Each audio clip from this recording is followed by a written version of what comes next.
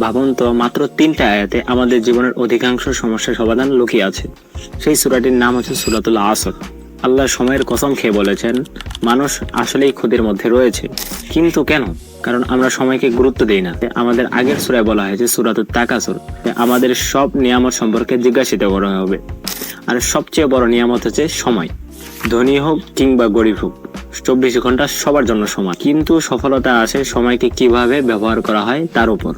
আজকের বাস্তবতা, ঘন্টার পর ঘন্টা আমরা মোবাইল ইউজ করি, ঘন্টার পর সোশ্যাল মিডিয়া ইউজ করি। যখন বলা হয় এই কাজটা হয়নি কেন, তখন উত্তর আসে যে আমরা সময় পাইনি। সময়কে বদলাতে নয়, সময়কে ব্যবহার করতে শিখতে হয়। সময় অপচয় কমানোর 4টা টিপস। আল্লাহর রাস্তায় সময় দিন। 2 গুনাহ ছেড়ে দিন। 4 সকাল সকাল ঘুম থেকে উঠুন। সময় একবার চলে গেলে আর সময় ফিরে আসে না। আজ যারা বৃদ্ধ হয়েছে তারা কখনোই আর যুবকের স্বাদ পাবে না।